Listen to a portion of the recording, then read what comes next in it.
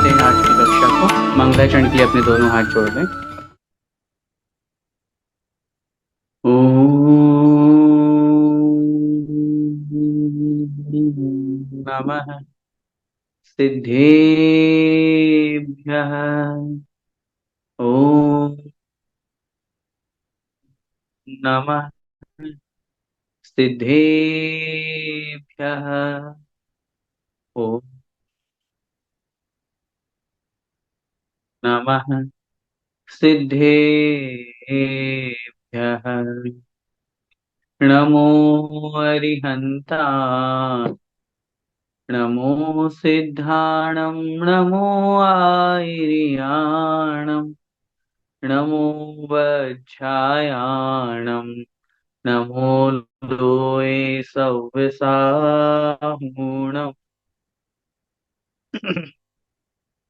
पंच परमेष्ठी भगवान की जय। द्वादशांग जिनवाणी माता की जय। चारित्र चक्रवर्ती एक श्री शांति सागर जी महामुनिराज की जय। संत शिरोमणि आचार्य भगवंत एक श्री विद्यासागर जी महामुनिराज की जय। परम पूज्य गुरुदेव निर्यापक श्रमण मुनि पुंगव श्री सुधा सागर जी महाराज की जय। अढ़ाई द्वीपस्थ समस्त महामुनिराजों की जय। श्रमण संस्कृति सिद्धांत प्रवेशिका भाग 2 का हम सभी स्वाध्याय कर रहे हैं और भाग 1 के बाद भाग 2 में जो कुछ ऐसे महत्वपूर्ण सिद्धांत जो जैन दर्शन के उन तथ्यों को हम सभी के मध्य में उद्घाटित करते हैं, जिनको जानने से, जिनको पढ़ने से और जिनको समझने से निश्चित रूप से हमारी आत्म कल्याण की तरफ हमारी प्रवृत्ति बढ़ती है।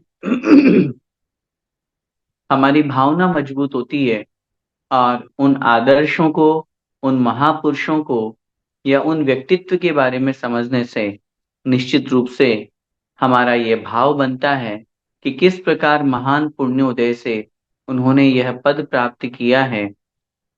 अगर हम भी पुण्य कार्य करेंगे, कर्म निर्जरा का महत्वपूर्ण निमित्त जो व्रत आदि हैं उनका पालन करेंगे, तो डेफिनेटली हम भी उस महान पद को प्राप्त कर सकते हैं।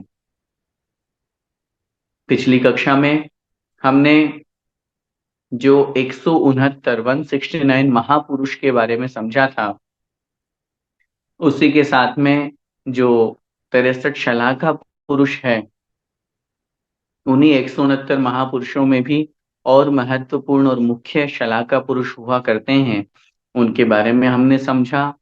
ये कुलकर, तीर्थंकर, भगवान के माता पिता, कामदेव, चक्रवर्ती, नारद, रुद्र, नारायण, प्रतिनारायण, बलभद्र, ये सब मिलाकर के 169 महापुरुष हुआ करते हैं। ये एक ऐसे विशेष पद हैं जिन पदों को नियम से जो प्राप्त करता है वह निकट भव्य होता है।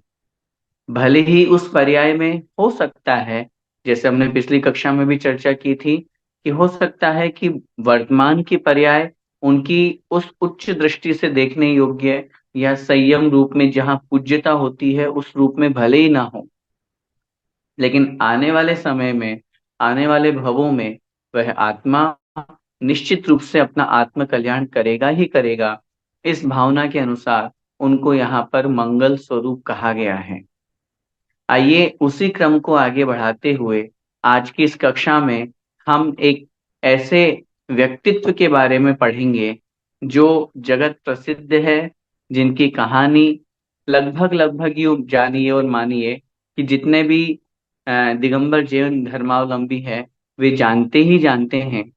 लेकिन उसमें भी और मुख्यता क्या रही, कहाँ उनका जन्म हुआ, कैसे उनके साथ में क्या घटना घटी, उन्होंने ऐसा क्या किया जिसके प्रभाव से आज इतने वर्षों के बावजूद भी हम उनका नाम लेते हैं, उनका सम्मान करते हैं या उनकी भक्ति की एक भक्ति को एक उदाहरण के रूप में, एक दृष्टांत के रूप में देखते हैं, श्रीपाल और मैना सुंदरी। और संयोग की बात देखिए, आज 18 तारीख है और परसों से 20 तारीख से अष्टानी का महापर्व भी प्रारंभ हो रहा है। और अष्टानिका महापर्व के, वैसे तो चूंकि इसके बारे में अगला नेक्स्ट चैप्टर भी है, उसमें भी अपन जानेंगे। अभी यूं समझिए भूमिका के रूप में कि अष्टानिका महापर्व अनादिकालीन पर्व है, शाश्वत पर्व है। लेकिन इस पर्व में जब से मैना सुंदरी ने श्री सिद्ध चक्र विधान किया गुरु उपदेश से, तब से तब से इस अष्टानिका महापर्व में सिद्ध चक्र विधान की विशेष प्रसिद्धि हो गई। और प्रायः करके भारतवर्ष में तो लगभग सब जगह पर मैं देखता हूँ, और विदेशों में भी, दुबई या पूरे जीसीसी में भी, और भी अनेक स्थानों पर, चाहे वो यूएस हो, चाहे अन्य और कोई स्थान हो, वहां पर भी अष्टानिका महापर्व में सिद्ध चक्र विधान आदि की परंपरा प्रारंभ हो गई है। तो वो परंपरा प्रारंभ कब से हुई और कहाँ से हुई, उसमें मुख्यतया श्रीपाल और मैना सुंदरी के कथानक का वहां पर दृष्टांत दिया जाता है। तो आज की इस कक्षा में हम उन्हीं के बारे में समझेंगे। आइए, चैप्टर नंबर जो है वो 13 है, श्रीपाल एवं मैना सुंदरी। आइए प्रारंभ करते हैं। चंपापुर के राजा का नाम अरिदमन और रानी का नाम कुंद प्रभा था। रानी कुंद प्रभा कुंद पुष्प के समान लावण्यमयी, गुण और शील में अद्वितीय थी। कोई भी नाम के साथ में जब उसकी सार्थकता जुड़ जाती है, तो डेफिनेटली वह नाम उसका सार्थक तो हो ही जाता है, जगत में उसकी विशेष प्रसिद्धि भी हो जाती है। कहीं पर भी अपन देखते हैं, जब हम विशेष रूप से प्रथमानियों के ग्रंथों की चर्चा करते हैं, तो उसमें अक्सर ऐसा देखा जाता है, आप लोगों ने कभी नोटिस किया हो, देखा हो, तो जिस नाम के रूप में उनका प्रसिद्ध है या जो नामकरण उनका हुआ है, कवि उसी नाम को लेकर के और उनकी प्रशंसा किया करते हैं। जैसे यहाँ रानी का नाम कुंद प्रभा है, तो जैसे कुंद एक पुष्प हुआ करता है जो सफेद रंग का होता है, उसकी कांति, उसकी शोभा, उसकी आभा बड़ी उज्जवल होती है। प्रभा माने कांति, आभा होता है। तो कुंद पुष्प के समान जिसकी कांति है, कुंद पुष्प के समान जो लावण्यमयी है, अर्थात सुंदर है, और गुण और शील में अद्वितीय थी वो रानी, जिसे हम सर्वगुण संपन्न भी कहते हैं। शीलवती नारी होना, ये नारी का सबसे महत्वपूर्ण और सबसे उत्कृष्ट आभूषण कहा गया है। नीतिकार भी कहते हैं, केयूराणी न भूषयंती वसुधाम आदि करके उन्होंने श्लोक लिखा कवि भर्तृहरि ने नीति शतक में। अन्य नीतिकार भी, हमारे दिगंबर शास्त्रों में भी, हमारे आगम में भी ये वर्णन मिलता है कि नारी का जो सबसे महत्वपूर्ण आभूषण है, ये आप चाहे सोना चांदी या इसके बने हुए आभूषण कितने ही पहन लीजिए, इनसे कोई मतलब नहीं है। सबसे महत्वपूर्ण आभूषण है शील। अपने ब्रह्मचर्य का पालन करना, अपने विवाहोपरांत अपने पति के अलावा अन्य और किसी के प्रति गलत परिणाम नहीं करना, यही सबसे उत्कृष्ट गुण नारी का कहा गया है। और कुंद प्रभा नाम की जो रानी थी, वो उस शील में भी अद्वितीय थी। रानी कुंद प्रभा के गर्भ से अत्यंत धीर, वीर, उदारवेत्ता, दानपरायण, दीन वत्सल और धर्म प्रिय पुत्र रत्न हुआ। कभी कभी जब इन कथानकों को हम पढ़ते हैं या प्रथमानियों को जब अपन पढ़ते हैं, कुछ लोग भी ऐसा कहते हैं, अरे प्रथमानियों पढ़ने से क्या, कथा कहानी पढ़ने से क्या, वो राजा था, उसकी वो रानी थी, उनके वो बेटा हुआ, उसने ये किया, उसने, इन सब से कोई मतलब नहीं है। तत्व की बात बताइए, तत्व की बात कीजिए, अध्यात्म की बात कीजिए, आत्म कल्याण की बात कीजिए। लेकिन हकीकत देखी जाए तो प्रथमान योग से भी आत्म कल्याण होता है, कथा कहानी पढ़ने सुनने से भी आत्म कल्याण होता है।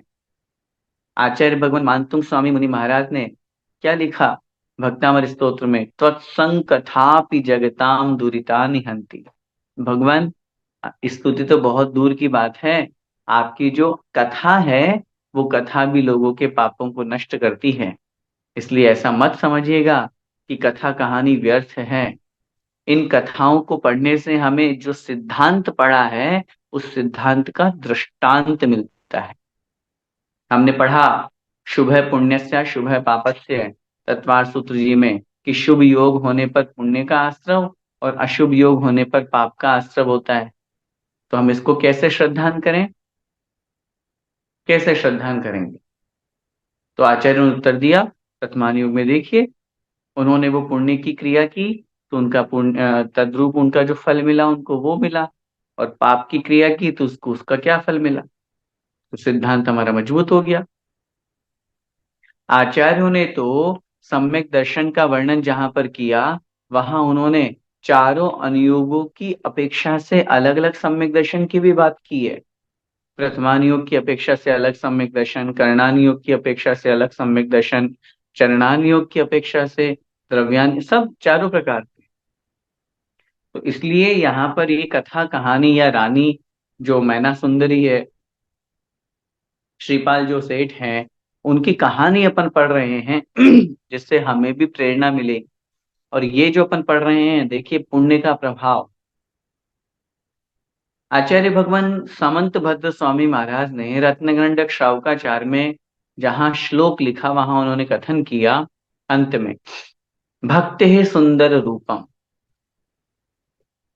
भक्ते सुंदर रूपम प्रणतेश्च उच्च गोत्रम इत्यादि करके उन्होंने श्लोक लिखा। सुंदर रूप की जो प्राप्ति हुआ करती है, सुंदर रूप जो मिला करता है, क्योंकि ये तो अपन सब जानते हैं सिद्धांत से, तो ये तो सब कर्म का उदय है। और जब रूप सौंदर्य की बात करेंगे तो रूप सौंदर्य का मतलब हो गया या शरीर से संबंधित बात करेंगे तो नाम कर्म है। और अगर अच्छा रूप, अच्छा सुंदर शरीर, लावण्यमयी रूप, पूरा बलिष्ठ शरीर, सब कुछ मिल रहा है, इसका मतलब हमारे शुभ नाम कर्म का उदय है। अब विचार कीजिए, शुभ नाम कर्म का उदय है तो शुभ नाम कर्म पुण्य प्रकृति है, और पुण्य प्रकृति का मतलब हुआ पुण्य कर्म। और जब पुण्य कर्म हमारे उदय में आया तो हमने कोई पुण्य कार्य किया, तब तो पुण्य का बंध किया था, और पुण्य का बंध किया इसीलिए वो पुण्य उदय में आया, और इसीलिए हमें फल दे रहा है। कहने का बहुत सीधा सा तात्पर्य मैं आपसे निवेदन यही करना चाहता हूं कि यहाँ जो अपन पुण्य की पूरी उस रानी को ये जो पुत्र प्राप्त हुआ, ये पुण्य के प्रभाव से मिला। सांसारिक वैभव जो भी हमें प्राप्त होते हैं, चाहे वो चल संपत्ति हो, अचल संपत्ति हो, चाहे चेतन संपत्ति हो, चाहे अचेतन संपत्ति हो। हाँ, चेतन संपत्ति भी, अच्छी पत्नी का मिलना, अच्छे पुत्र का होना, अच्छे पुत्रियों का होना, अच्छा परिवार मिलना, अच्छे माता पिता मिलना, ये सब जो कुछ भी, अच्छे मित्र मिलना, अच्छे संपर्क वाले मिलना, अच्छे सगे संबंधी मिलना, ये सब पुण्य के उदय से होता है। पुण्य उदय नहीं हो तो ये सब चीजें, सांसारिक सुख वैभव भी प्राप्त नहीं होता। इसलिए यहाँ पर ये जो बात कही जा रही है, इसलिए मैंने आपसे निवेदन किया कि उनके गर्भ से अत्यंत धीर वीर, उदार वेत्ता, दान परायण, दीन वत्सल, जो दीनहीन गरीबों के प्रति वात्सल्य भाव रखता हो, करुणा भाव जिसके अंदर हो, धर्म प्रिय, जिसे धर्म प्रिय लगता है, अच्छा लगता है, ऐसा पुत्र रत्न उनके उत्पन्न हुआ। जब वह पुत्र 1 महीने का हो गया, तब एक दिन उसके माता पिता अत्यंत उत्साह एवं समारोह के साथ उसे जिन मंदिर ले गए और देव पूजन की। अपने यहाँ पर जब भी भगवान के अपन सबसे पहली बार उस बालक को लेकर के जाते हैं, 2 प्रकरण मिलते हैं किन्हीं किन्हीं शास्त्रों में, 1 माह पश्चात भी अगर माता की शुद्धि हो जाती है तो, नहीं तो फिर 45वें दिन शुद्धि होने के बाद 45वें दिन उसको मंदिर ले जाने का विधान शास्त्रों में है। और जब मंदिर लेकर के जाएं तो पूज्य गुरुदेव सुधा सागर महाराज जी कहते हैं, वो है असली दिन, असली जन्म होना उसका। अभी तक तो वो जन्म लिया था, मिथ्या दृष्टि के रूप में जन्म लिया था। जन्म तो प्रत्येक जीव का हुआ करता है, लेकिन वास्तव में उसका जो टेम्पल डे है, मंदिर दिवस जो है, वो आज का है, जिस दिन आप उसे मंदिर लेकर के गए। और ऐसे ही नहीं कि बस उठाए और बस फॉर्मेलिटी करनी है, मंदिर ले जाना है। नहीं, बड़े उत्साह के साथ, गाजे बाजे के साथ उसको बिल्कुल नए वस्त्र पहना कर, नहला धुला करके बड़े श्रृंगार के साथ में उस बालक को सबसे पहले मंदिर लेकर के जाए 45वें दिन, या अथवा 1 माह, जो यहाँ दोनों प्रकरण अपने को समझना, और वहां ले जाकर के और बड़े भक्ति भाव से भगवान की पूजन अर्चन करे। वही कार्य यहाँ इसके साथ में हुआ। पश्चात गुरु के उपदेश के पश्चात निमित्त ज्ञानी गुरु के अनुसार उस बालक का नाम श्रीपाल रख दिया।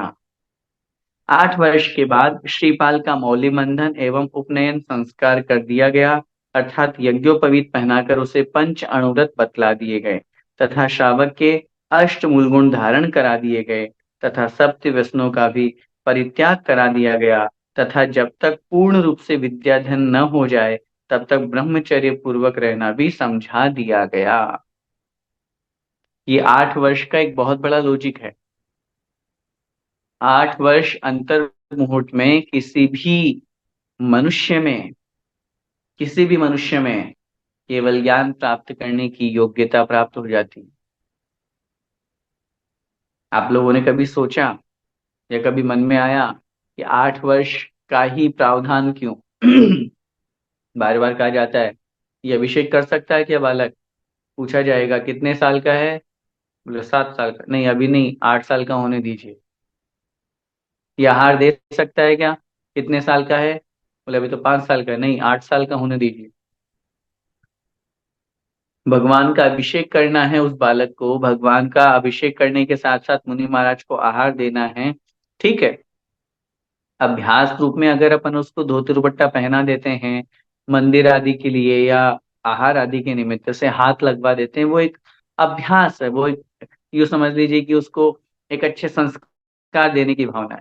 लेकिन उसमें भी अपने को ध्यान रखना चाहिए, क्योंकि 8 वर्ष की जो व्यवस्था है उसमें बालक समझदार हो जाता है, और उस समझदार में इतना समझदार हो जाता है कि आचार्यों ने लिखा वो मुनि बन करके केवल ज्ञान तक प्राप्त कर सकता, इतनी योग्यता आ जाती है उस बालक। और उन 8 वर्ष के बाद जब उसका जन्मदिन हो, उसके हाथ में कलश और भगवान का अभिषेक उससे करवाई। और वर्तमान की व्यवस्था की अपेक्षा से अपन देखें तो जहां जिनके पुत्र हैं, 8 वर्ष का होने के बाद उस 8 साल का, जैसे ही जिस दिन उसका 8 साल कंप्लीट हो उसके बाद उसको भगवान का अभिषेक अपने उसके हाथों में कलश दीजिए। ये संस्कार जब उस बालक में पड़ेंगे तो निश्चित रूप से वो आगे बढ़ेगा। वही बात अपन यहाँ पे समझ रहे हैं। और उसके साथ में ये बात भी अपने को समझना है कि 8 वर्ष तक उन नियमों का पालन कराने की जिम्मेदारी उसके माता पिता की होती है। ये जितने भी नियम यहाँ पे बताए, सप्त व्यसन का त्याग, अष्ट मूल गुणों का पालन, रात्रि भोजन का त्याग, ये सब चीजें कौन त्याग कराएगा? बालक तो अबोध है, खिलाएगा पिलाएगा कौन उसको?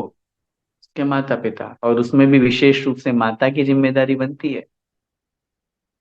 कि वो उसके उन नियमों का पालन कराए। हाँ, 8 साल के बाद में फिर आप उसे समझाइए, क्योंकि वो समझदार हो जाएगा इस दृष्टि से। वो बहुत अच्छे से उनका पालन स्वयं करेगा, अपने आप करेगा। लेकिन 8 वर्ष तक उसका पालन कराने का जिम्मा हमारा स्वयं का हुआ करता है। और यहाँ पर भी वही हुआ। जैसे 8 वर्ष का हुआ उसके सारे संस्कार किए गए, संस्कारों के साथ में उसको ब्रह्मचर्य धर्म भी समझाया गया। एक बहुत महत्वपूर्ण नियम हुआ करता है, जब तक हमारा गृहस्थ जीवन प्रारंभ न हो जाए, जब तक हमारा विद्याध्ययन का काल चल रहा है, तब तक हम ब्रह्मचर्य पूर्वक अध्ययन करें। उसका एक अलग ही प्रभाव होता है, एक अलग ही हो रहा होता है उस चीज का। और फिर उसके पश्चात निर्दिष्ट मंत्रों के द्वारा जैन विधि के अनुसार हवन पूजन इत्यादि कर करा के श्रीपाल पढ़ने चले गए। और वहां श्रीपाल छंद, व्याकरण, गणित, सामुद्रिक, अ, रसायन, संगीत, ज्योतिष, धनुर्विद्या, शास्त्र विद्या, जल में तैरना, आयुर्वेद, वाहन संचालन, नृत्य आदि विद्या एवं कलाओं में निपुण हो गए। और आगम अध्यात्म विद्याओं का अध्ययन पूर्ण करने के बाद पुनः चंपापुर अपने घर वापस आ गए। अब ये स्थिति देखिए कि उसको विद्या अध्ययन करने कब भेजा? 8 वर्ष के बाद। हम लोग अपने बच्चों को स्कूल कब भेज देते हैं? आजकल तो ट्रेंड हो गया, 2 ढाई साल में भेज देते हैं। पहले कम से कम 5 साल तो रहते थे। 5 साल के बाद अब आज बच्चे के ऊपर इतना बोझ लाद दिया जाता है। वो बच्चा अभी खेलने कूदने खाने पीने की उम्र है, और उस एज में उसको टेंशन दे दिया पढ़ाई की। ये हकीकत है, और आज वापस वो ट्रेंड बदल रहा है। बहुत से लोगों से हम मिले बड़े बड़े स्थानों पर, जो बड़े बड़े इंजीनियर हैं, सीए हैं, अच्छे अच्छे बड़े पोस्ट पर हैं, वो अपने बच्चों को 5 साल के पहले स्कूल नहीं भेजते। उनको जो पढ़ाना है वो घर पे पढ़ाओ आप। और देखिए, ये एक सबसे बड़ी बात है। सारी विद्याओं में उनको निष्णात किया जाता है। पहले के समय की जो विद्या हुआ करती थी, आश्रम व्यवस्था हुआ करती थी, गुरुकुल व्यवस्था में वो जाया करते थे। और वहां पहुंच करके, और वो चाहे तैरना हो, चाहे भोजन बनाना हो, चाहे संगीत हो, चाहे नृत्य हो, हर चीज में, चाहे आयुर्वेद का ज्ञान हो, गणित का ज्ञान हो, विषय संबंधी ज्ञान हो, ये सब बता है ना, जितनी भी कलाएं हैं, उन सब में उनको वास्तु, ज्योतिष, धनुर्विद्या, घुड़सवारी करना, वाहन संचालन करना, ये सब चीजें उनको सिखाई जाती, ताकि वह, यू मानिए, सर्वगुण संपन्न बनकर के निकले। उसकी व्यक्ति के जीवन में कहीं पर भी किसी तरह की कमी उसको महसूस नहीं हो, ये चीज मुझे नहीं आती। अभी मैं कुछ दिन पहले, प्रसंग आ गया इसलिए कह रहा हूँ, कुछ दिन पहले पूज्य गुरुदेव का जिज्ञासा समाधान प्रतिदिन सुनता ही हूँ, उसमें एक प्रसंग आया। किसी ने प्रश्न किया, महाराज आजकल बच्चों में डिप्रेशन बहुत जल्दी आता है, उसका कारण क्या है, और उस डिप्रेशन को हम दूर कैसे कर सकते हैं? जब कभी कोई रिजल्ट आता है, बच्चे हताश हो जाते हैं, नहीं निकल पाते हैं, पास नहीं हो पाते हैं, ये सारी चीजें। पूज्य गुरुदेव ने कहा, देखिए बहुत महत्वपूर्ण बात आपने पूछी है, और उसके दो कारण मेरे सामने मुझे नजर आते हैं। सबसे पहला तो हमने अपने बच्चों को सीमित कर दिया। एक ही बच्चा चाहिए, या फिर अधिकाधिक एक लड़का एक लड़की हो गए तो बोले फैमिली कंप्लीट। पहले के समय में क्या हुआ करता था? हम सब जानते हैं हमारे परिवारों में क्या है, हमारे पिताजी, हमारे दादाजी के कितने भाई बहन थे, कितने भाई बहन हैं। तो उस समय वहां पर उनको विकल्प नहीं हुआ करता था। आज जब एक अथवा दो संतान मात्र हुआ करती है, तब उस स्थिति में माता पिता का पूरा अटेंशन, पूरा फोकस उस विद्यार्थी पर रहता है, अपने बच्चे पर रहता है। एक ही बच्चा है, कौन संभालेगा संपत्ति? उसको लाड प्यार में, सब चीजों में हमने खूब जो चीज चाहिए वो उनको दिए दी जाती है। दूसरा सबसे बड़ा कारण है आजकल की एजुकेशन, विद्या। प्रेजेंट टाइम की जो एजुकेशन है, वो एजुकेशन ने व्यक्ति को सिर्फ एक स्तर पर ही आगे बढ़ाने का संकल्प ले लिया। आप 10th 12th के बाद में हर आदमी पूछता है, किस लाइन में जाना चाहते हो, किस लाइन में जाना चाहते हो? मतलब एक ही लाइन पकड़नी पड़ेगी। कॉमर्स में जाना है तो कॉमर्स में, सीए में जाना है तो ये सारी की सारी, जितने आपको डॉक्टरेट करना है तो उधर फोकस करो, सीए बनना है तो उधर फोकस करो, इंजीनियर बनना है तो उधर फोकस करो। सर्वगुण संपन्न कोई भी संस्था नहीं बनाती। आज प्रेजेंट में कोई भी इंस्टीट्यूट ऐसा नहीं है पूरी दुनिया में जो पहले के समय जैसे यहाँ पर सब विद्याओं में उसको निष्णात किया जाता था वैसा किया जाए। बस उसको एक लाइन पकड़ा दी। अब उस एक लाइन में, उस एक तरफ में अगर वो सक्सेस नहीं हुआ तो सोचो, उसके पास में अन्य चीजों की कोई एबिलिटी नहीं है, अन्य चीजें उसको आती ही नहीं है। अब उसको एक ही लाइन दी गई है, और उस एक लाइन में अगर वो सक्सेस नहीं हुआ तो उसके मन में सबसे बड़ा डिप्रेशन आएगा, अब मैं क्या करूंगा, अब मेरे साथ क्या होगा? पहले के समय में क्यों नहीं होता था ऐसा? पहले के समय में उसको, चलो ये नहीं हुआ तो कोई बात नहीं, ये नहीं हुआ तो ये, जैसे अपने यहाँ बहुत टाइम पहले तक चलता था, अब आजकल तो बहुत कम हो गया। पहले तो ये ऐसा चलता था कि चलो ठीक है बेटा तुम पढ़ लो, नहीं पढ़ोगे तो फिर अपनी दुकान तो है ही।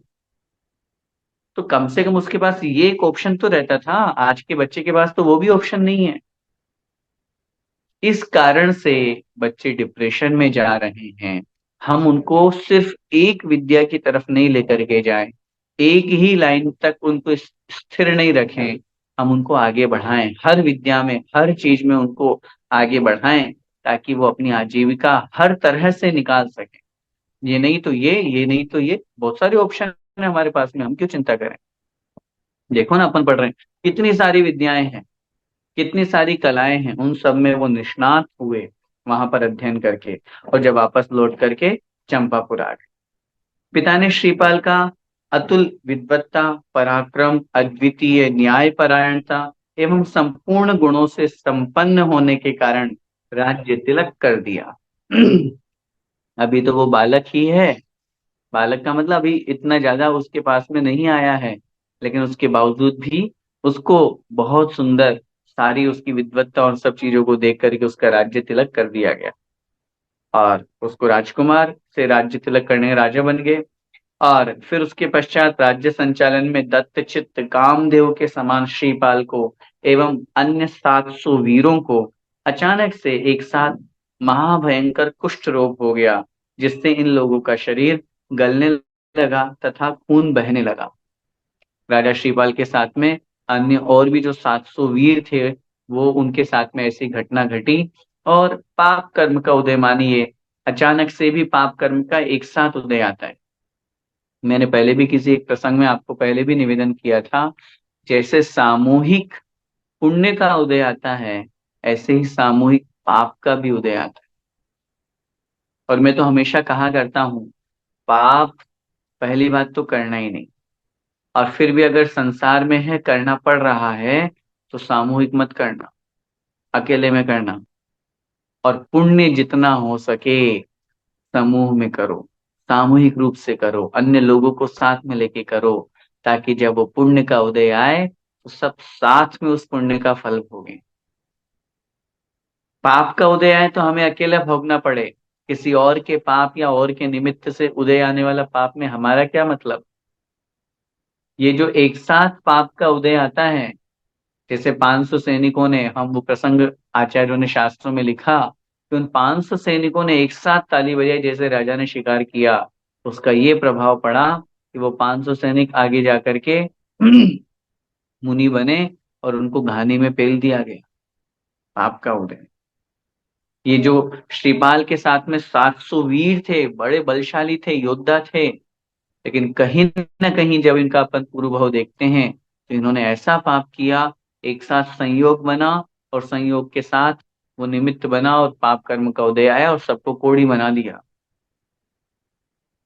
बहुत बार अपन लोग देखते हैं कि कोई ट्रेन जा रही है, उसमें से एक बोगी, एक डिब्बा ही दूर हो गया, उसमें रहने वाले न जाने कहाँ कहाँ के लोग थे, एमपी, यूपी, महाराष्ट्र, कर्नाटक, हैं, विदेशों के लोग भी वहां पर थे, और एक साथ उन 70-75 लोगों का मरण हो गया।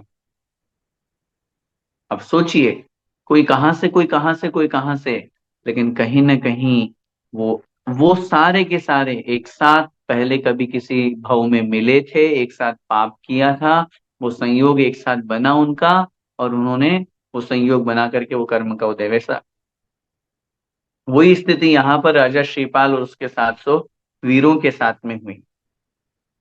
इन लोगों की दयनीय दशा को देखकर प्रजाजन अत्यंत क्षुब्ध एवं दुखी रहने लगे।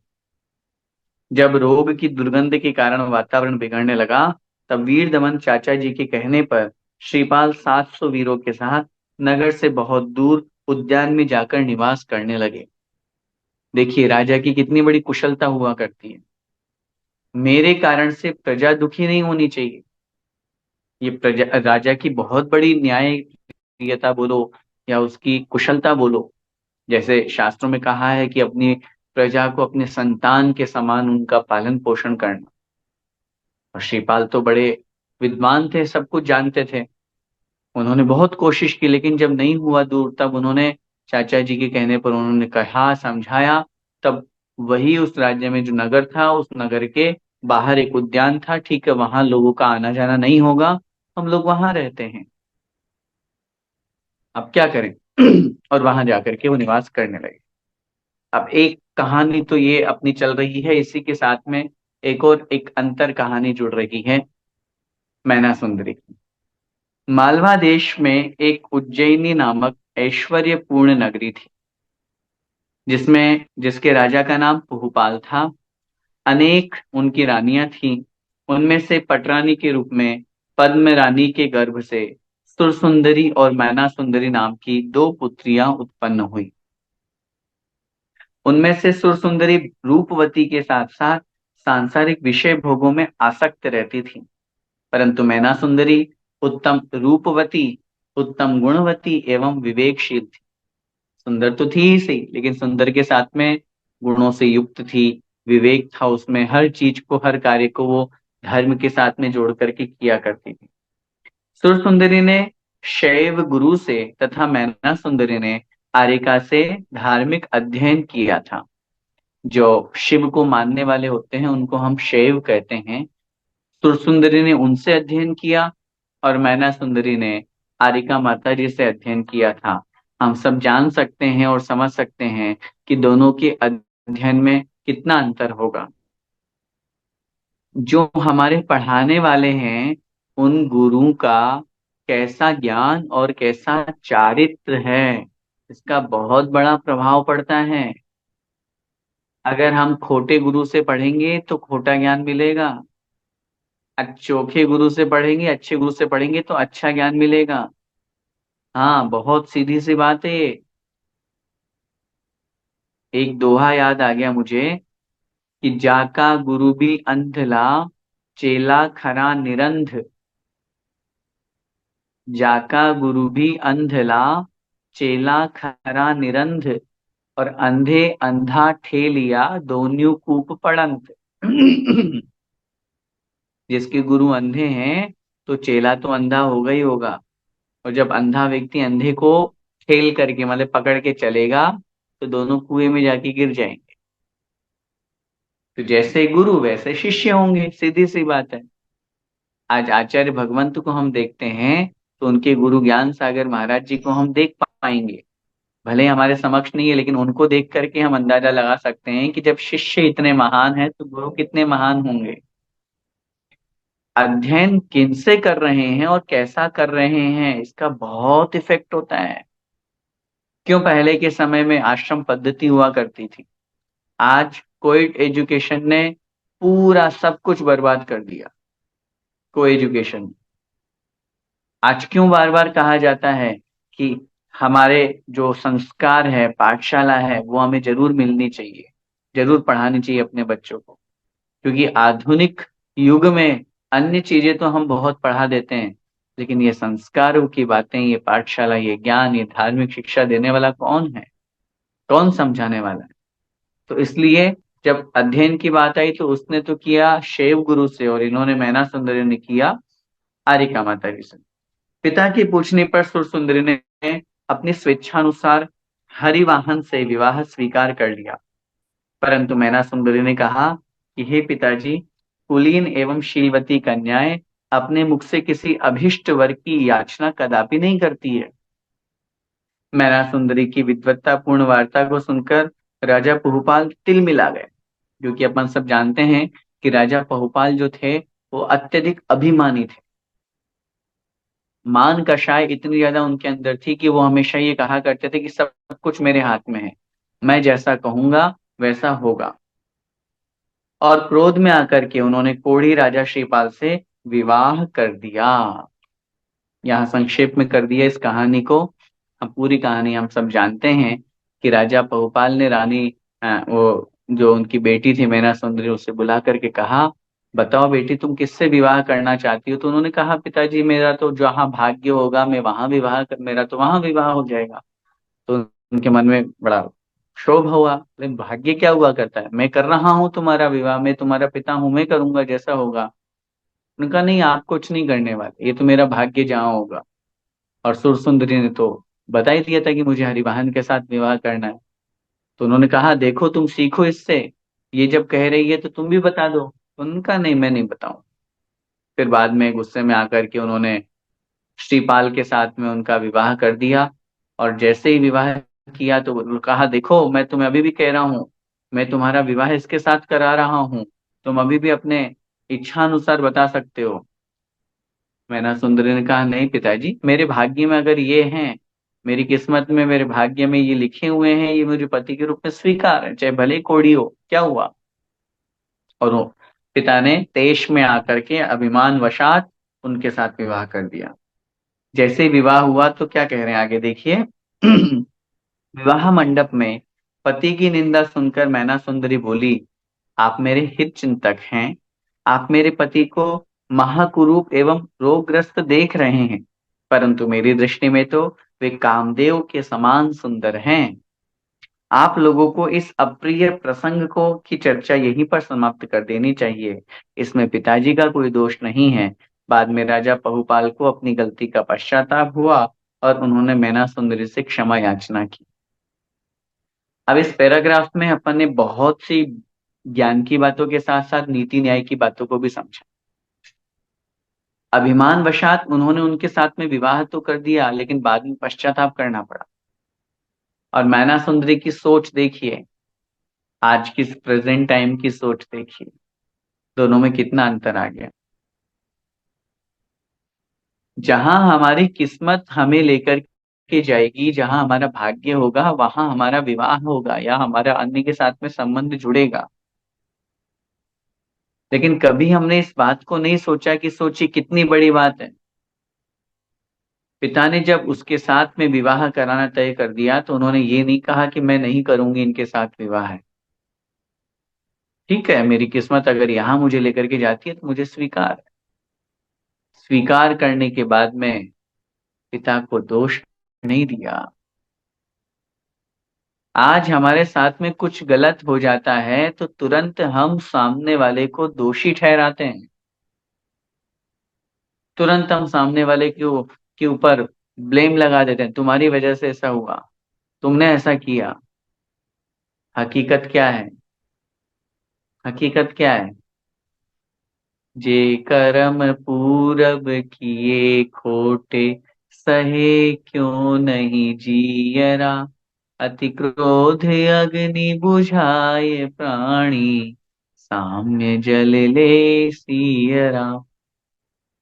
हकीकत क्या है? हकीकत ये है, वास्तव में मेरे अपने कर्म हैं जिस कारण से मैं दुखी हो रहा हूं। सामने वाला सिर्फ निमित्त मात्र है और मैं निमित्त को दोष क्यों दूं? मैंने पहले भी आपको कहा था, अभी तो निमित्त है इसलिए दोष दे दिया। चल रहे हैं और चलते चलते अचानक से ठोकर लग गई, आसपास देखा कोई नहीं है, किसको दोष देंगे? हम्म? किसको दोष देंगे? हमारे कर्म हैं। मैना सुंदरी ने ये नहीं कहा कि नहीं पिताजी ने गलत किया, ये पिताजी ने मेरा विवाह इनके साथ में क्यों करा दिया, ठीक है अब करा दिया स्वीकार है, लेकिन गलती तो पिताजी की है। नहीं है गलती पिताजी की, ये तो मेरे अपने कर्म हैं। और ये भावना रख करके उन्होंने सबको चुप करा दिया। इस अप्रिय प्रसंग को भले ही आपको ये लग रहा है, कोई बात नहीं, आप इसको यहीं पर समाप्त कीजिए। मुझे श्रीपाल पूरे अपने पति के रूप में स्वीकार हैं। राजा श्रीपाल के कुष्ठ रोग को दूर करने के लिए मैना सुंदरी ने गुरु के आशीर्वाद एवं विधि के अनुसार अष्टानिका पर्व में सिद्ध चक्र महामंडल विधान का आयोजन किया। अष्टानिका पर्व तो अनादि निधन है, शाश्वत पर्व है। अष्टानिका पर्व तो अनादि काल से मनाया जा रहा है। और विशेष रूप से जब अपन नंदीश्वर द्वीप की बात करते हैं तो नंदीश्वर द्वीप में पहुंच करके चारों निकाय के देव और वहां 6-6 घंटे प्रतिदिन 8 दिनों तक लगातार लगातार बिल्कुल 8 दिनों तक वो भगवान की पूजा आराधना किया करते हैं। अनादि निधन पर्व है। लेकिन विशेष रूप से जब गुरु के पास में वह मैना सुंदरी पहुंची और उनसे निवेदन किया, भगवान मेरे पति ने ऐसा कौन सा पाप किया है, इन 700 कोड़ियों ने ऐसा कौन सा पाप किया है जिसके कारण से ये हुआ, और प्रभु इसे दूर करने का क्या उपाय है। गुरु ने निमित्त ज्ञान से जान करके उन्हें आशीर्वाद दिया और कहा इनका पाप कर्म था, कहीं न कहीं किसी न किसी प्रकार से इन्होंने गुरु की निंदा की थी जिसके कारण से इनके शरीर से ये कौड़ निकल रहा है। अब एक ही उपाय है, सिद्ध भगवान की आराधना करो, सिद्धों की स्तुति करो, सिद्धों की वंदना करो। और उन्होंने अष्टानिका महापर्व आ रहा था नजदीक, और गुरुदेव ने वहां पर उनको कहा, गुरु ने, कि तुम इस अष्टानिका पर्व में 8 दिन तक लगातार सिद्धों की आराधना करोगे तो उसके प्रभाव से, उस पुण्य प्रताप से इनका वो कुष्ठ रोग दूर हो जाएगा। और जिसके प्रभाव से श्रीपाल के साथ 700 वीरों का भी कुष्ठ रोग दूर हो गया और कुछ समय बाद श्रीपाल मैना सुंदरी के साथ चंपापुरी वापस आ गए। कौन कहता है कि विधान और पूजा में चमत्कार नहीं है? कौन कहता है विधान और पूजा में चमत्कार नहीं है? अपने सच्चे दिल से और श्रद्धान से करके तो देखो भाई। ये कथानक, ये कहानियां, ये बातें व्यर्थ नहीं लिखी हुई है। आज अगर हमें कोई रोग हो जाता है, कोई बीमारी हो जाती है, आज भी भक्तामर स्तोत्र के उद्भूत भीषण जलोदर वाले श्लोक में शक्ति है। उतनी ही शक्ति है जितनी शक्ति आचार्य मानतुंग स्वामी महाराज के साथ में घटित। सिर्फ और सिर्फ आवश्यकता है हमारी श्रद्धा की। जब तक हमारा श्रद्धान, हमारा विश्वास मजबूत नहीं होगा, कुछ नहीं होने वाला। सबसे पहले तो विश्वास तो कीजिए कि नहीं, वास्तव में अगर जिनवाणी में लिखा है, गुरु ने उपदेश दिया है, तो वो कार्य निर्विघ्न संपन्न होगा, सानंद संपन्न होगा, निश्चित रूप से होगा। मैना सुंदरी ने जब गुरु से निवेदन किया, गुरु ने जब सिद्धों की आराधना करने का आशीर्वाद दिया, तो उन्होंने गुरु वचन पे सबसे पहले विश्वास किया। गुरु वचन के साथ साथ सिद्ध भगवान की भक्ति पे विश्वास किया, नहीं कि भक्ति में शक्ति हुआ करती है।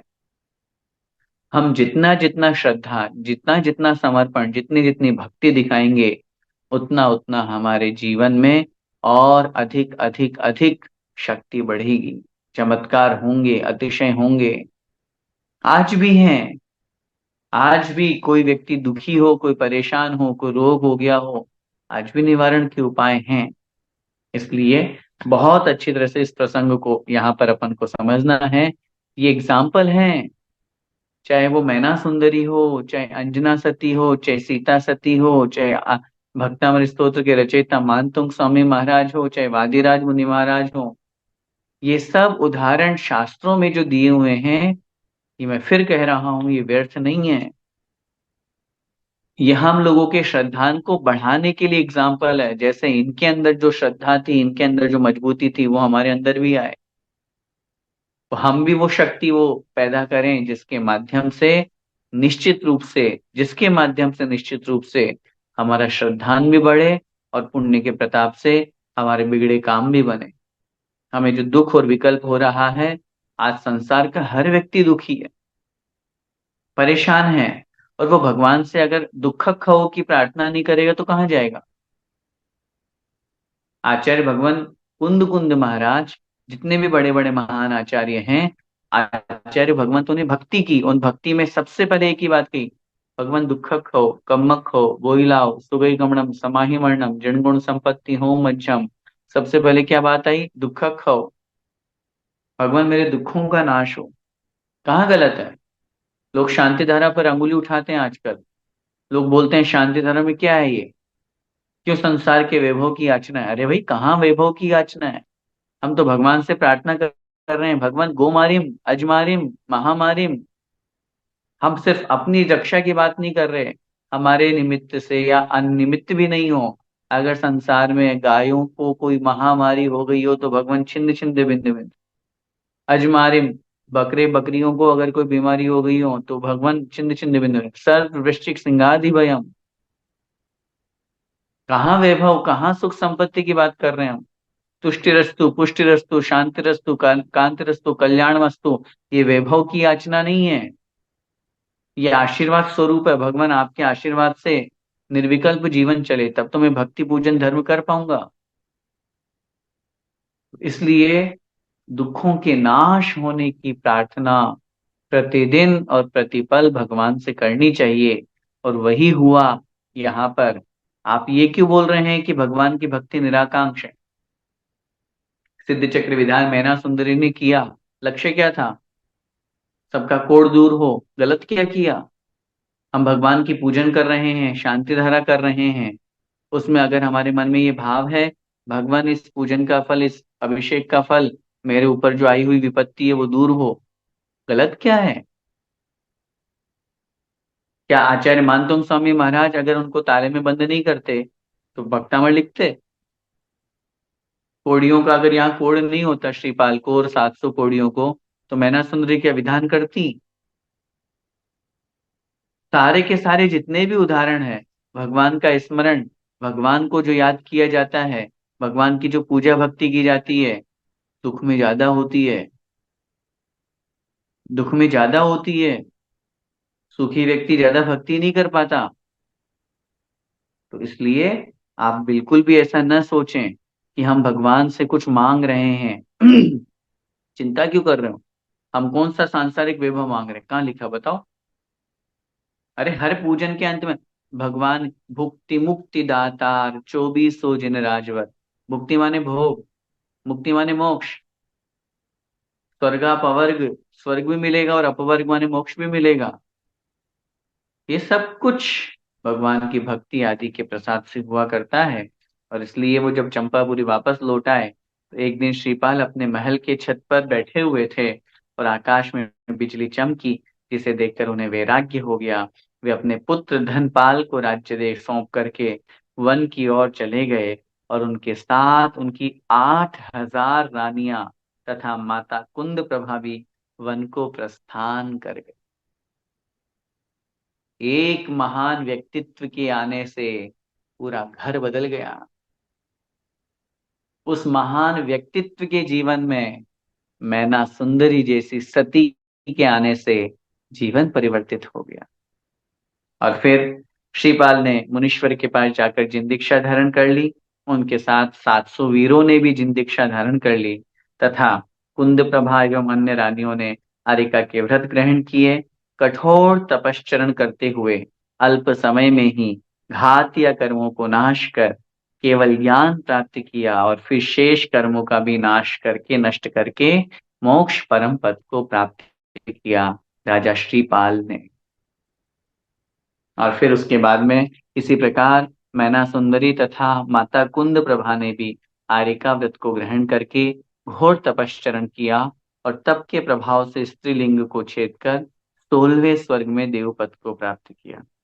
इसी तरह रयण मंजूषा गुणमाला आदि अन्य जो रानियां थी, उन्होंने भी अपनी अपनी तपस्या के अनुसार स्वर्ग आदि शुभ गति को प्राप्त किया। निश्चित रूप से व्रत के प्रभाव से कर्म की निर्जरा की होती है, तपस्या के प्रभाव से विशेष रूप से आचार्य भगवान उमा स्वामी महाराज ने भी लिखा, तपसा निर्जरा। तप करने से कर्मों की निर्जरा हुआ करती है। और वही बात यहाँ पर सिद्ध हुई। राजा श्रीपाल ने मुनि दीक्षा धारण करके कठोर तपश्चरण किया और उस तपश्चरण का ये परिणाम निकला कि वो मोक्ष परम पद को प्राप्त हुए। और साथ में जो अन्य राजा, जो 700 वीर थे, देखिए एक व्यक्ति के प्रभाव से, राजा की दीक्षा लेने से अन्य जो उसके मित्रगण और साथी लोग हैं, वो भी उस मार्ग पर आगे निकल जाते हैं। अपने व्यक्तित्व को इतना उज्जवल बनाए कि हम हमारे किसी कार्य को देख करके अन्य का भी मन ललचा जाए, अन्य का भी मन हो जाए कि नहीं मुझे भी करना है। जैसे अभी चल रहा है, इस बार की वीडियो में राहुल जी हैं, अंचल जी है और उनकी पुत्री जो गर्विका है। ये सब लोगों ने, इस बार का वीडियो भी बहुत सुंदर था, महापुरुष को लेकर के उन्होंने किया बनाया। 169 महापुरुष में कुलकर, तीर्थंकर, कामदेव, ये सब उन्होंने वर्णन किया। तो अपने व्यक्तित्व को इतना उज्जवल हम बनाएं कि सामने वाला व्यक्ति उससे आकर्षित होकर के उस मार्ग पर चल पड़े। हम तो चल ही रहे हैं, लेकिन हमारे साथ साथ अन्य लोग भी चले। जैसे श्रीपाल तो दीक्षा लिए ही लिए, लेकिन श्रीपाल के साथ में 700 जो कोढ़ी थे, अब देखो उनके ऊपर कितना बड़ा प्रभाव पड़ा होगा। मैना सुंदरी के अंदर ये भाव नहीं था कि सिर्फ मेरे पति का कोढ़ दूर हो। कोई भी व्यक्ति स्वार्थ वशात कोई कार्य, ठीक है, हमारे अंदर ये भाव आएगा कि भगवान मेरा दुख क्षय हो, लेकिन उसके साथ में ये भी तो भाव आएगा, सर्वे भवन्तु सुखिनः, सर्वे सन्तु निरामयाः, सर्वे भद्राणि पश्यन्तु मां कश्चित् दुख भाग भवेत्। ये भी तो भावना कही गई है, ये भी तो प्रार्थना कही गई है। मैना सुंदरी ने सिर्फ अपने अपने पति के लिए कुष्ठ रोग दूर करने के लिए विधान नहीं किया था, सब कोढ़ियों का कोढ़ दूर हो। और न केवल इनका, ये तो सामने है भगवान, संसार में कोई दुखी न रहे, कोई परेशान नहीं हो, कोई विकल्पित नहीं हो, किसी को कोई दुख ना हो, सभी जीव सुख शांति से अपने जीवन यापन करें, ऐसी मंगल भावना भा करके और पूजन पाठ स्तुति विधान आदि किया जाता है। और उसी के साथ में उनकी जो रानियां थी, उनकी जो माता थी, उन्होंने भी आर्य का व्रतों को अंगीकार किया। और जो मुख्य रानी और उनकी जो माता थी, उसने देखो कितनी बड़ी बात यहाँ पर कही, मैना सुंदरी ने भी आरिका के व्रत को अंगीकार किया। स्त्री पर्याय को छेदने का अगर कोई उपाय है तो वह सिर्फ और सिर्फ आरिका व्रतों को अंगीकार करना। सब माताओं बहनों से यही निवेदन, और हम सब भी उन महान व्रतों को अंगीकार करके, जैसे मैना सुंदरी ने आरिका व्रत को अंगीकार करके स्त्री पर्याय का छेद किया, ऐसे सभी महिलाएं, और जैसे राजा श्रीपाल ने दीक्षा लेकर के कल्याण किया और मोक्ष परम पद को प्राप्त किया, हम सब भी उस मार्ग पर आगे बढ़ें इसी मंगलमय भावना के साथ। बोले द्वादशांग जिनवाणी माता की जय। चंद्रगुप्त भैया कुछ बोल रहे हैं? जय जिनेन्द्र पंडित जी। जय जिनेन्द्र। पंडित जी, मुझे एक ये करने का था। आपको ये सूचित करके करते हुए बहुत अच्छा लग रहा है कि हमारे डॉक्टर राजेंद्र जी, जो अनिल जी आरावाले के पिताजी हैं, उन्होंने श्रमण संस्कृति जीसीसी के लिए 1 लाख रुपए की धनराशि का क्या बात। सहयोग राशि दे के उनके भावना भाई है। बहुत बहुत अनुमोदना के पात्र है। थैंक यू अंकल जी। और एक छोटा सा अनुमोदना पत्र रिलीज करके हुए आपके आपके सामने सामने मैं रखता हूँ। भैया जी से निवेदन है कि ज्ञान दान की महिमा के ऊपर भी बहुत कि कुछ बताइए आप।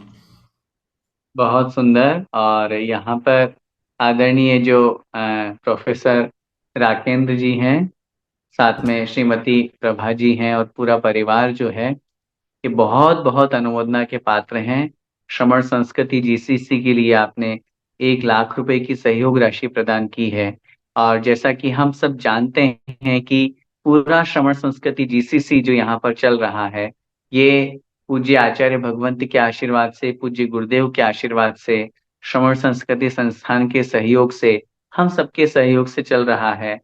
एवरी सैटरडे ये जो अपनी क्लास लगती है, ये अपनी पूरा क्लास का जो जूम का जो अपन जूमिंग यूज कर रहे हैं, इसके साथ में जो वीडियोस आप लोगों के सामने आ रहे हैं, चाहे वो क्लास के एडवर्टाइजमेंट के रूप में जो वीडियोस बन रहे हैं, या फिर जो क्लास में अपन पढ़ाई जा रही है क्लासेस, वो वाले वीडियोस बन रहे हैं, क्वेश्चन आंसर के जो वीडियोस बन रहे हैं, पूरी जीसीसी टीम उसमें लगी हुई है।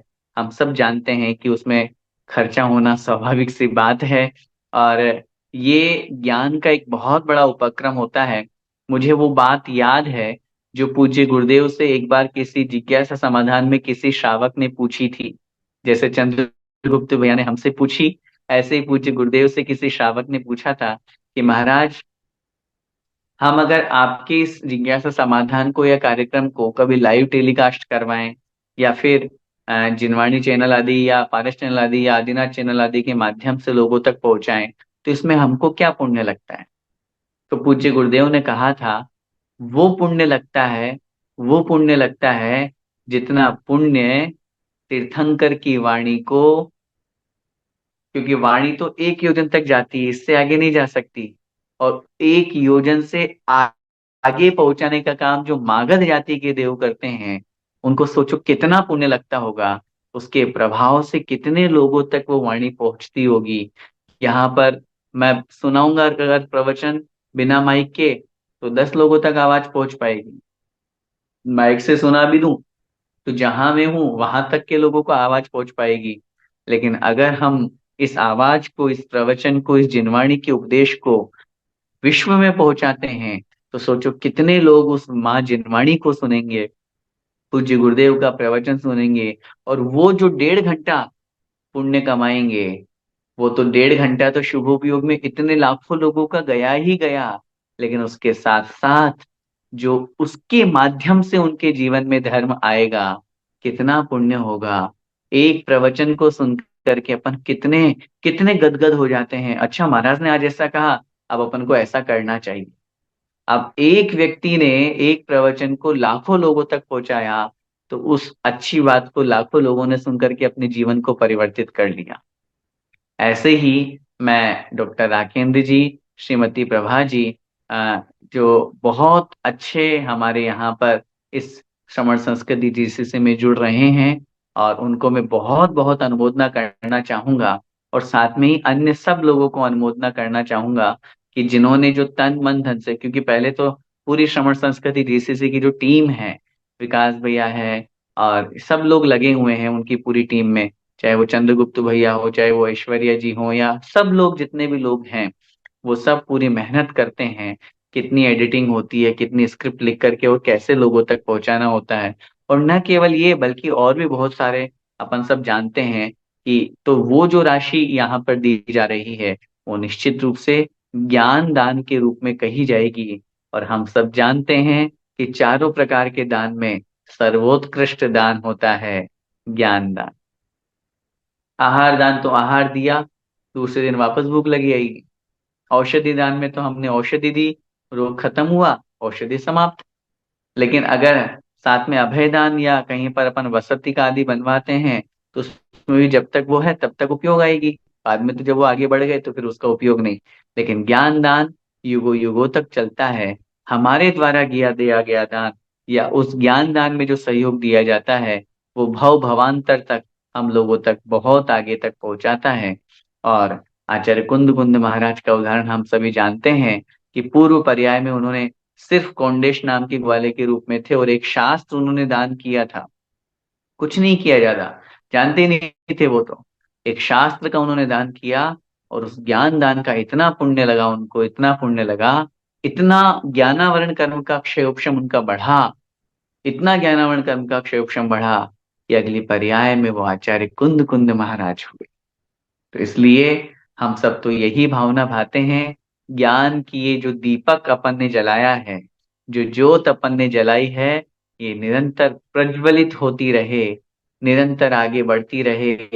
एक दीपक पूज्य ज्ञान सागर महाराज ने जलाया था, आचार्य विद्यासागर महाराज को दिया, उनके माध्यम से सब शिष्यों तक पहुंचा, उन सब शिष्यों के माध्यम से हम लोगों तक पहुंचा, हमारे माध्यम से आप लोगों तक पहुंच रहा है, आप लोगों के माध्यम से और जन जन तक पहुंचे, और ये ज्ञान का प्रकाश पूरे जगत में फैले, और हर व्यक्ति ज्ञान के आलोक में अपने जीवन को देख पाए, अपने आचरण को देख पाए, अपने आचरण को बहुत अच्छा बना पाए। हम यही भावना भाते हैं। पुनः मैं बहुत बहुत अनुमोदना करता हुआ साथ में अन्य लोगों को भी निवेदन करूंगा कि जरूर अपने को इसमें सहयोग प्रदान करना चाहिए, ताकि आगामी काल तक भी, भविष्य तक भी अपना ये जो श्रमण संस्कृति जीसीसी है, वो चलता रहे और बहुत अच्छे से चले, ताकि हम बहुत अच्छे से और आगे अपनी क्लासेस में भी किसी भी तरह का कोई विघ्न नहीं आए। क्योंकि देखिए, हम सभी जानते हैं अर्थ प्रधान युग है, और बिना अर्थ के कुछ नहीं होता है। तो अर्थ, दोनों अर्थ है, अर्थ के भी, तो एक अर्थ रुपए पैसे वाला भी है, और एक अर्थ अपने जीवन के मीनिंग को समझने वाला भी है। उस अर्थ के माध्यम से अपन दान का भी अपने को पुण्य लगता है, उसका भी अपन सदुपयोग करें, और अन्य लोग भी इसमें जरूर जुड़ करके अपनी चंचला लक्ष्मी का सदुपयोग करें, ताकि ज्ञान दान के माध्यम से पुण्य का अर्जन हो, और ये सारे के सारे ज्ञान का प्रचार प्रसार सब जगह तक हो। यही मेरी भावना है।